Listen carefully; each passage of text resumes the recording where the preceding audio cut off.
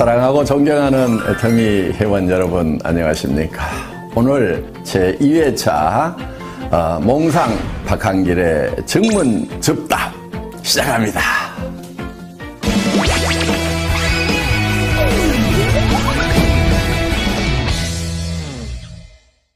십인, 십세기라는 말씀을 하시면서 출근이나 판매 방법 등 사업을 전개하는 방법을 개인 사정에 맞추어 주라고 하셨는데, 그러다 보니 현장에서 팀워크를 형성하는 데 어려움이 있는 것 같습니다. 그래도 어느 정도는 센터에 출근을 시키고 일을 해 나가면서 열정적으로 사업을 전개해야 하는데 어떻게 이끌고 가야 할까요? 하는 질문입니다. 현장에서 이런 부분들 때문에 일을 하시는 것이 어려움이 많으시리라고 생각을 합니다. 그런데 가만히 생각을 해보면요, 우리가 하는 일 중에서 그렇게 단순한 일은 없어요. 항상 서로 상반되는 일을 잘 조합을 시키는 지혜를 발휘했을 때 거기에 부가가치가 창출된다 하는 겁니다. 무슨 얘기냐 하면은요, 이런 거예요. 우리 애터미 회사를 보면은 절대 품질, 절대 가격을 얘기합니다. 자, 대부분의 회사들은 좋은 제품은 비싸게 팔고 품질이 낮은 제품은 싸게 팔고 이렇게 하고 있어요. 그런데 그렇게 전략을 구사를 하는 사람들은 그렇게 가면은 사실은 일이 쉬운 것 같은데 굉장히 어려워요. 왜? 많은 사람들이 그 길을 가고 있기 때문에 그곳에는 경쟁이 치열하다 하는 겁니다. 우리는 굉장히 어려운 길, 남이 안 가는 길을 가고 있다 하는 거예요. 물론 그렇게 하는 것은 쉬운 게 아니에요. 굉장한 노력이 필요하죠. 그런데 그 길을 가기만 하면은 잘 되는 거예요. 조직을 이끌고 가는데요, 두 가지 방법이 있을 거예요. 일사불란하게 군대처럼 모든 행동을 통일시켜가지고 끌고 가는 거. 그리고 못 따라올 사람은 다 떨어져 나가. 이렇게 해서 끌고 가는 거, 그거 어렵지 않아요. 많은 사람들이 그렇게 하고 있어요. 또 한 가지 방법은 조직이고 뭐고 필요 없고 다 알아서 하세요 하는 방리명으로 하는 거. 그것도 많은 사람들이 그렇게 하고 있고 또 그렇게 하는 것은 어렵지 않아요. 그런데 그 두 가지 방법은 다 문제가 있는 방법이에요. 그러면 어떻게 해야 되느냐? 굉장히 다양한 사람들이 모였는데 그 다양성을 인정하면서도 통일될 부분들은 일사불란하게 끌고 가는 것, 두 가지의 모순된 것을 하나로 융복합시키는 것. 이게 여기에 지혜가 필요한 것이고, 그리고 거기에서 부가가치 창출이 되는 거다 하는 겁니다. 많은 사람들은 쉬운 길을 선택을 하려고 그래요. 복잡한 것을 잘 하지 않으려고 한다 하는 거예요. 쉬운 것은 뭐냐면은 규정 딱 정해놓고 이대로 지키는 사람은 내가 끌고 가고 그렇지 않은 사람은 끌고 가지 않겠다. 떨어져 나가도 상관없다. 이렇게 하는 것은 매우 단순한 일이에요. 또 각자가 알아서 하세요 하고 이렇게 방리명으로 하는 것도 매우 단순한 일이에요. 그런데 우리는 다양성도 인정해주면서 또 우리가 함께 힘을 합해 나아가야 될 부분을 융복합시키는 것. 지금 우리가 해야 될 방법은 이 방법이다 하는 거예요. 그런데 그것을 융복합을 시키려고 하면은 가장 좋은 그 시멘트 역할을 하는 것이 뭐냐면은 사랑이라는 겁니다. 박애정신이고 애정이라는 거예요.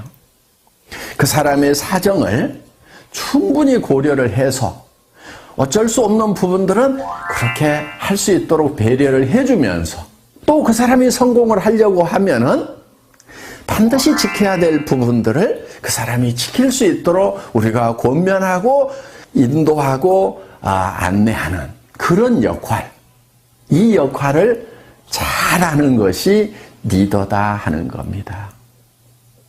여러분, 리더는 이 복잡한 일을 즐겨하는 사람들, 이 사람이 진정한 리더라고 생각을 하셔야 됩니다. 저도 어떻게 보면은 우리 임직원들에게 어떤 회사의 규정을 잘 지키라고 얘기를 합니다. 한편은 또 이렇게 얘기를 합니다. 그 규정 다 무시하고 회원들이 원하는 거 다 해줘. 이렇게 또 얘기를 합니다. 정말 규정은 규정대로 지키면서 또 그 회원의 사정에 맞도록 우리가 어떤 정책을 펼치는 것은 이것은 쉬운 길은 아니에요. 그렇지만은 우리 직원들에게 제가 정말 회원들에 대한 사랑을 가지고 한 사람 한 사람의 사정을 감안을 해서 배려를 하는 마음으로 지금 부탁을 하고 교육을 또 하고 있습니다. 여러분, 이 상반되는 것이 융복합되는 데에 거기에 진정한 가치가 있다는 거 우리 한번 깊이 생각하는 시간을 가졌으면 좋겠습니다.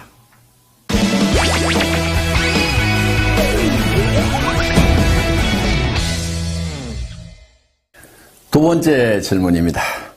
소실적만 후원하는 사장님들을 어떻게 하면 재심 합력해서 함께 키워나갈 수 있을까요?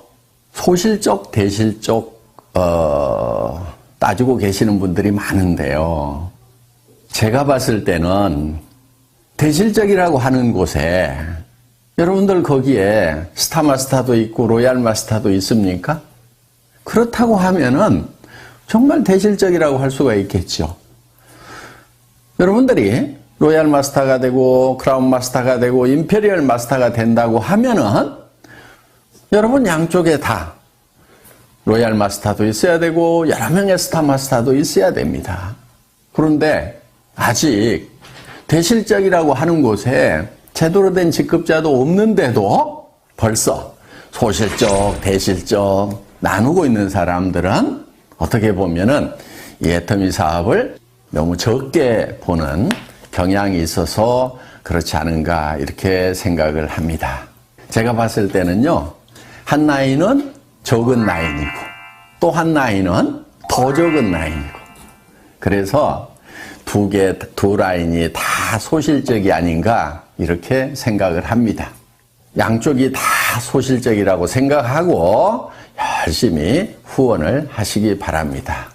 그리고 여러분이 염두에 두셔야 될 것은 지금 조금 더 큰 소실적이라고 하더라도 언제든지 바뀔 수가 있다는 거예요. 이 사업을 하다 보면은 언제 누가 나와서 태박을 터뜨릴지 몰라요. 그래서 양쪽을 항상 다 정성을 다해서 키우는 것이 중요합니다. 우리 성공한 로얄클럽의 멤버들 중에서도 소실적이 더 커지다 보니까 이 대실적이 소실적이 돼서 뒤바뀌는 경우가 부지기수로 많았다는 겁니다. 물론 소실적 중심으로 수당이 계산이 되기 때문에 소실적에 더 집중을 해야 된다는 것은 인지상정입니다. 그거는 자연스러운 거예요. 그렇지만 양쪽을 다 키워나가야 된다는 거 매우 중요한 포인트입니다. 그리고 진짜 대실적이 있다고 하더라도 여러분들이 거기에 마음을 쏟아주셔야 됩니다. 나중에 여러분들이 양쪽이 다 대실적이 돼서 이제 수당이 빵빵하게 나오는 그런 성공한 리더가 됐을 때, 돈 충분히 벌 때, 그때 존경을 받지 못한다고 하면은 그 성공은 절반의 성공밖에 안 된다 하는 거예요. 그렇기 때문에 돈도 많이 벌지만은 진심으로 존경받는 그런 온전한 성공자가 되려고 하면은 소실적 중에 조금 더 큰 소실적도 여러분들이 마음을 쏟아 주셔야 된다 하는 겁니다. 소실적과 더 적은 소실적 양쪽 다 열심히 후원하시기 바랍니다. 아셨죠?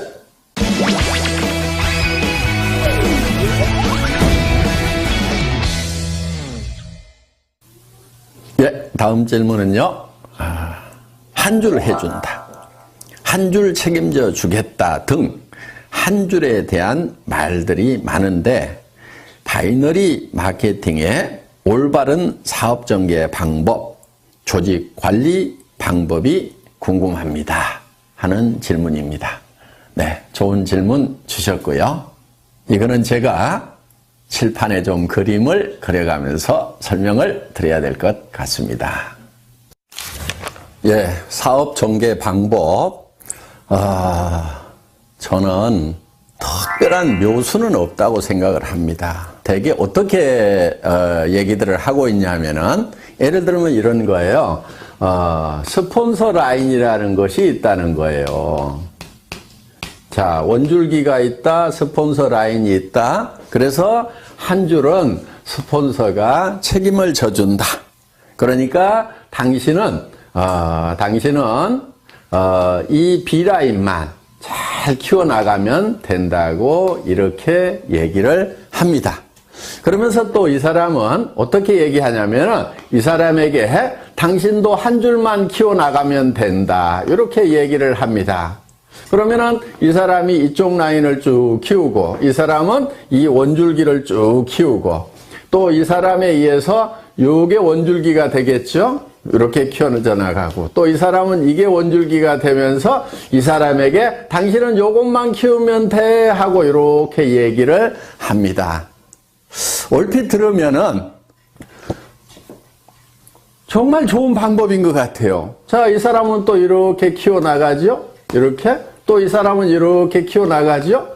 또 이 사람은 이렇게 키워나가죠. 그러면은 이 사람도 성공하고 이 사람도 성공하고 이 사람도 성공하고 이 사람도 성공하고 이 사람도 성공하고 또 이 사람도 또 하나의 원줄기를 만들고 한쪽 라인만 계속 신경 써서 내려가면 되고 그래서 두 줄 마케팅이 아니고 한 줄만 하면 된다고 얘기를 하면은 사람들이 그래 두 줄보다는 한 줄이 쉽겠네 이렇게 혹할 수가 있다 하는 거예요. 이게 이렇게 혹할 수 있다는 것이 많은 사람들이 빠지는 함정이기도 합니다. 자, 제가 이렇게 했을 때의 문제점에 대해서 실제로 우리 한국의 네트워크 마케팅 역사에 있어서 어떤 문제점들이 생겼는가에 대해서 한번 짚어보도록 하겠습니다. 자, 어떤 문제가 발생할 수 있냐면 이런 거예요. 자, 한 줄을 이렇게 쭉 해준다고 했는데, 자, 만약에 이 사람이 요 한 줄만 하면 된다고 했어요. 그런데 이 A라는 사람이 자기는 한 줄만 이렇게 열심히 해서, 자, 잘했다고 칩시다. 이렇게 조직이 잘 뻗어나갔어요. 하여간 잘 뻗어나갔는데, 이 사람 입장에서 보면은, 자, 이 스폰서 입장에서 보면은, 이 사람도 B라인이 있겠죠? 이 B라인이 이렇게 있는 거예요. 그러면은, 이 스폰서가 이 전체 라인이 쭉 커지면은, 여기에다가 쭉 조직을 키우겠어요? 아니면은, 이쪽 자기 B라인에다가 조직을 키우겠어요? 당연히 이 사람 입장에서 보면은 이쪽 B라인을 키울 수밖에 없게 된다 하는 거예요.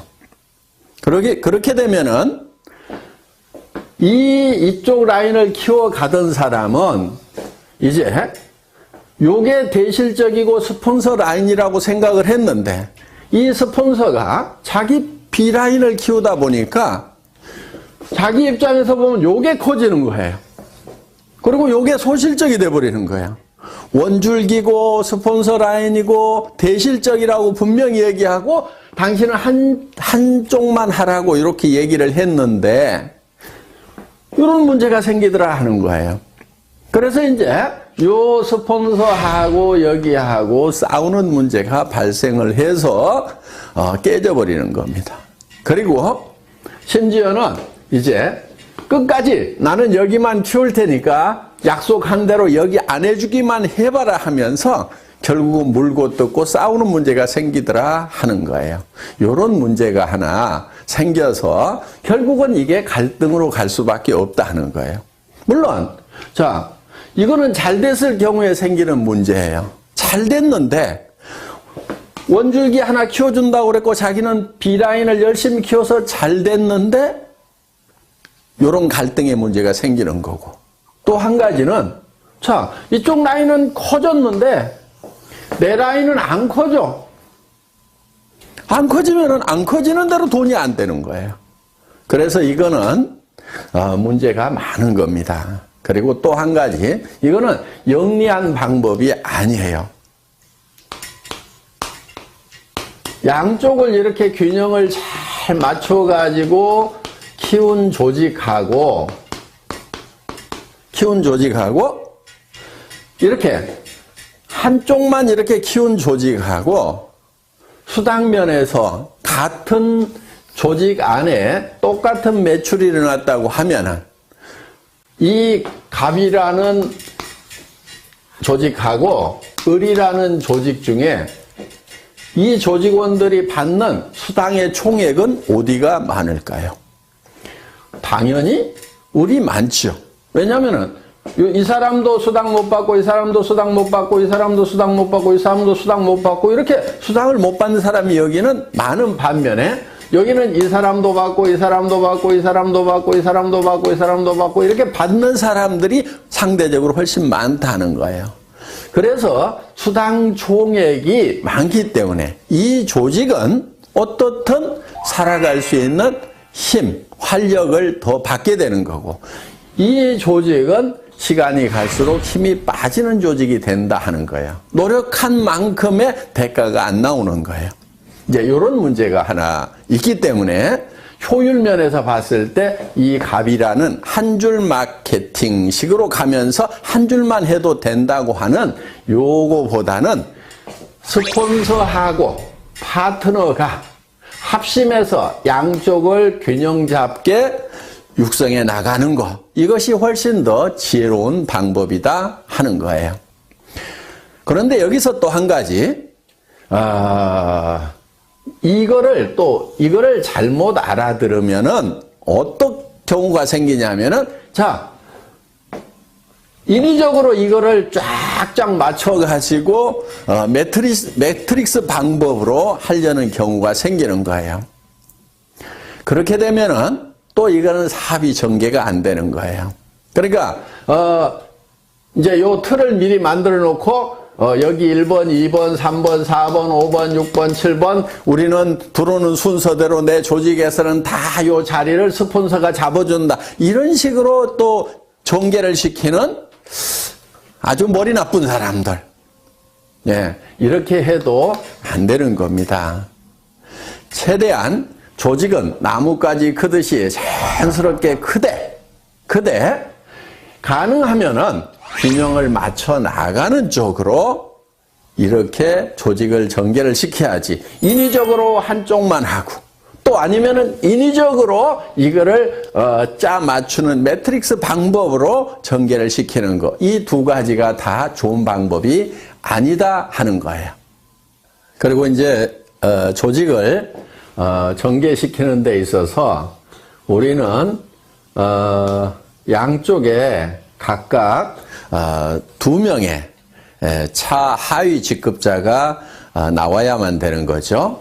예를 들면은 내가 다이아몬드 마스터가 되려고 하면은 여기에 세일즈 마스터 이렇게 양쪽에 세일즈 마스터가 2명씩이 나와야 된다는 거. 이렇게 2명만 딱 육성을 하다 보면은 그 중에 한 명이 주저앉는 경우 매우 곤란해질 수가 있겠죠. 그래서 가능하면은 더 많은 분들을 붙들고 육성을 하겠다는 그런 목표를 세우는 것이 좋다 하는 겁니다. 그래서 정말 성공자로서 자질이 있다 싶은 사람을 예를 들면은 한쪽 라인에 한 4명 정도 이렇게 전략적으로 여러분들이 같이 한번 성공을 해보자 하고 팀워크를 만드는 것이 중요합니다. 이쪽 라인도 마찬가지예요. 이렇게 해서 쭉 조직을 만들다 보면은 그 중에서 내가 이 사람하고 그 다음에 이 사람하고 이 사람 정도는 내가 팀워크를 잘 만들어 가지고 한번 으쌰으쌰 해봐야 되겠다. 이렇게 어떤 목표를 정해 가지고 일을 해 나가면은 좋다 하는 거예요. 그렇다고 여기 있는 사람은 버려도 되고 내팽개쳐도 된다 하는 그 얘기는 결코 아닙니다. 그러면 이 사람이 성공자가 되려고 하면은 이쪽 라인이 전반적으로 잘 커야 되고 또 이쪽도 잘 커져 나가야 되겠죠. 그러면은 여러분들이 이 사람 한 사람, 이 사람 한 사람을 성공시키기 위해서 어떤 일들을 해야 되는가 하는 거예요. 이거를 전반적으로 돌보는 일들을 여러분들이 부지런히 하셔야 된다 하는 거예요. 그런데 여러분들이 하다 보면은 너무 버거울 수가 있어요. 범위가 커지면은. 그래서 회사에 성공 시스템이 있는 겁니다. 여러분들이 다 보살필 수가 없기 때문에 이분들이 석세스 아카데미라든가 원데이 세미나라든가 또 센터에서 매일매일 이루어지고 있는 이런 일일 세미나에 참석을 시켜서 시스템으로 이분들을 성공으로 안내하는 일을 하시게 된다 하는 겁니다. 이해되셨어요? 몽상 박한길 회장의 증문 즉답. 오늘도 많은 도움 되셨기를 바랍니다. 이제 12월 마지막 한 달 남았네요. 세월이 빨리 가죠? 마무리 잘 하시고 또 내년 새해에 힘찬 모습으로 뵙도록 하겠습니다.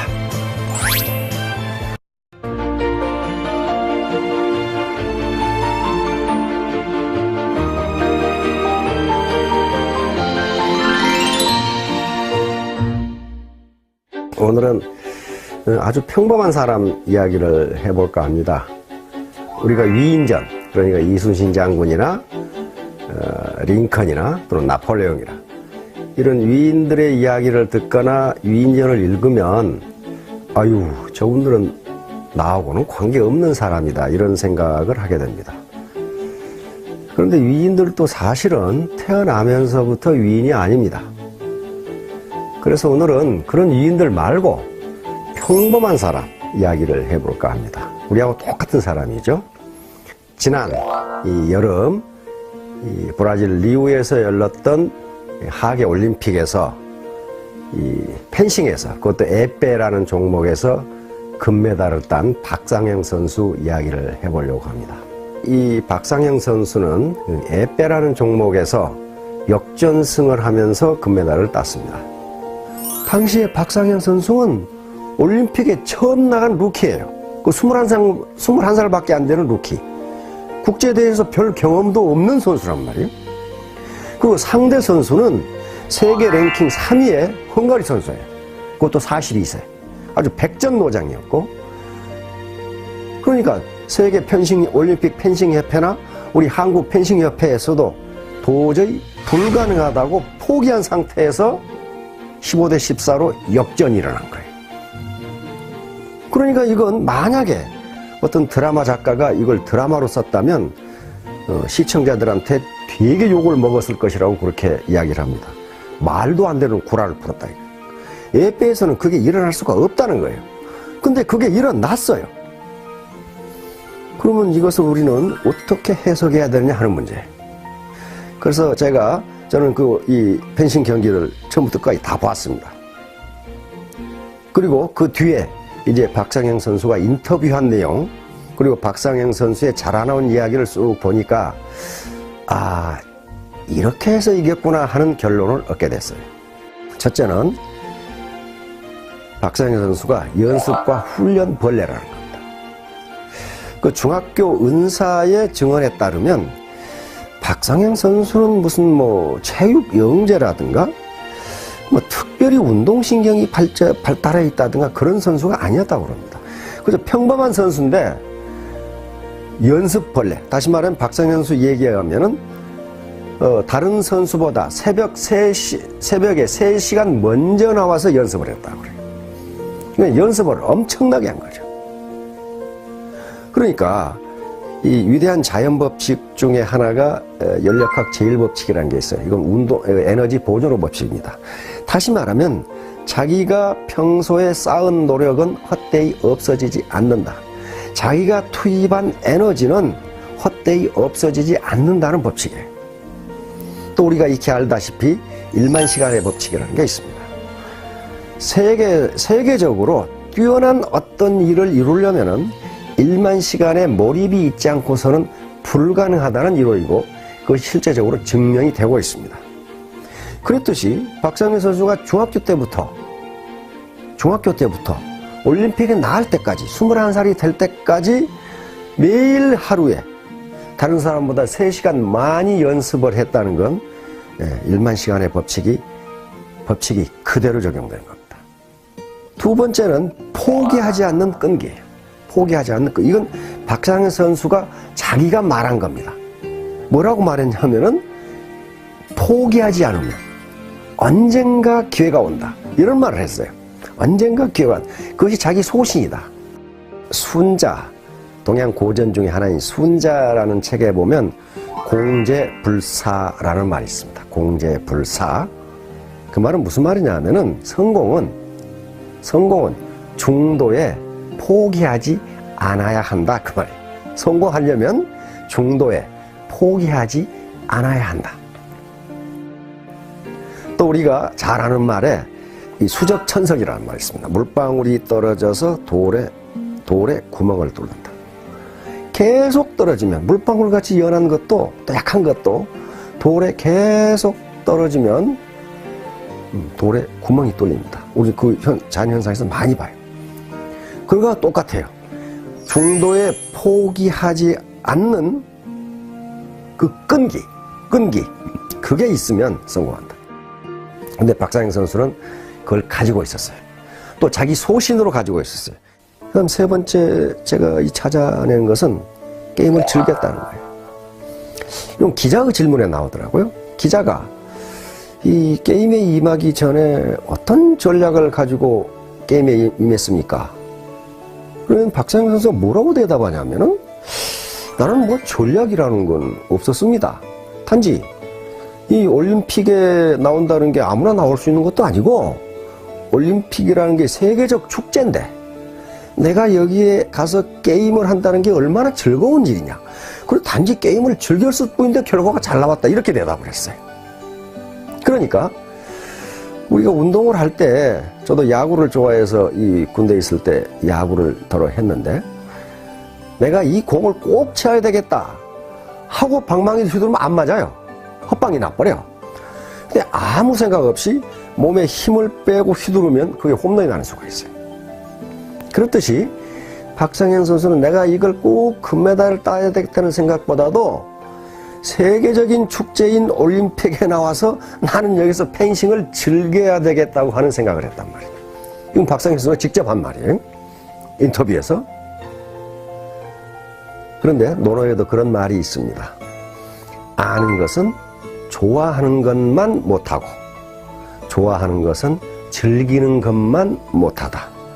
지지자 불여 호지자, 호지자 불여 낙지자, 이런 말이 있어요. 그러니까 애터미 사업에 대해서 안다고 해도 그것은 애터미 사업을 좋아하는 것만 못하고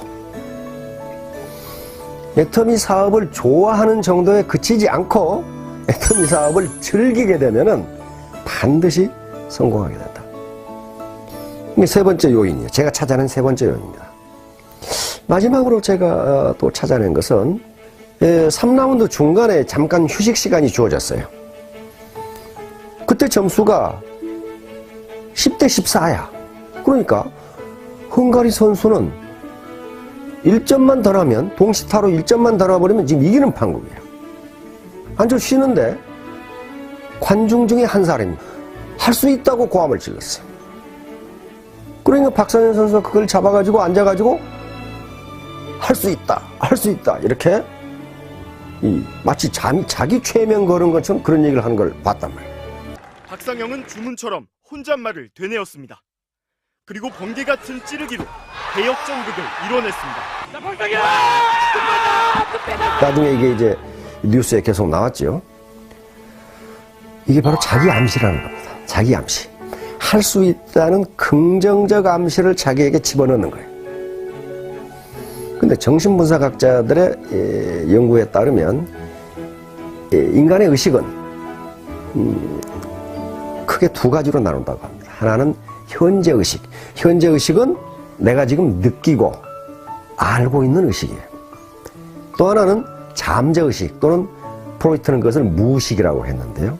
이건 내가 지금 느끼지 못하고 있는데 내 의식 속에 잠재해 있는 거예요. 그런데 현재 의식은 우리 의식의 10%밖에 되지 않습니다. 마치 빙산하고 똑같아요. 바다에 떠 있는 빙산이 위에 보이는 것이 10%죠. 밑에 보이지 않는 것이 90%예요.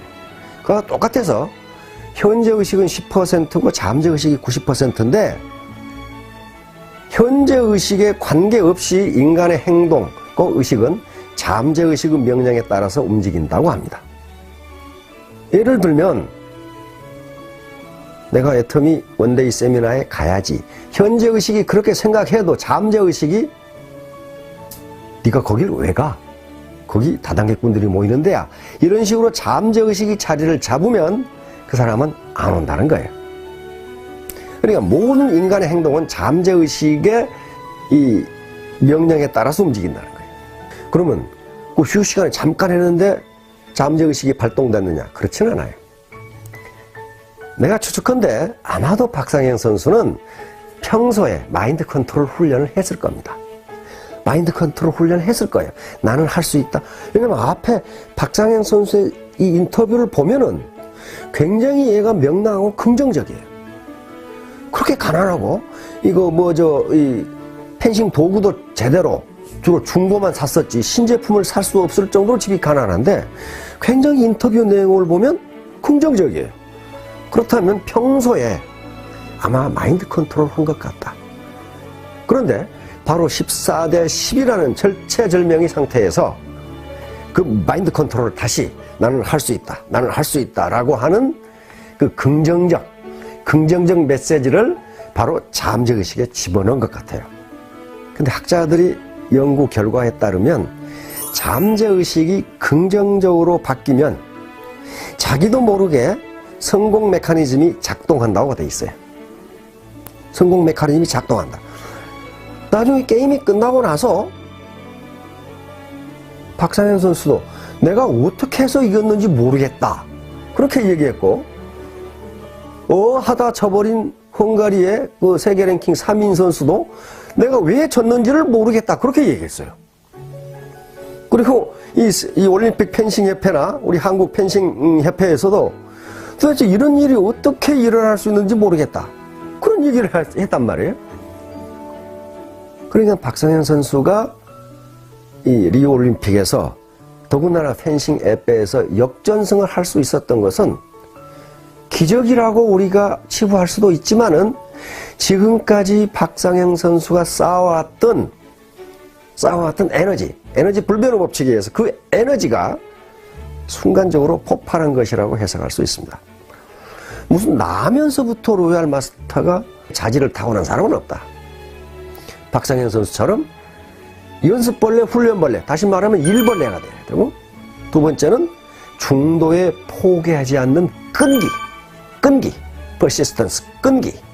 이게 있어야 되고, 세 번째는 애터미 사업을 아는 것으로 끝나서는 안 되고, 이걸 좋아하는 단계, 그리고 마지막으로 즐기는 단계까지 가면은 결코 이 사업이 지루하지 않게 될 것이다. 나는 언제까지 스타마스터가 되겠다. 이런 긍정적인 메시지를 잠재의식 속에 각인시키면 우리 잠재의식은 자동적으로 성공 메커니즘을 작동시켜 준다고 합니다. 그러면 자기도 모르게 성공으로 다가가는 거예요. 이렇게 되면 모든 분들이 성공하실 수 있으리라고 믿습니다. 잘 들어주셔서 감사합니다.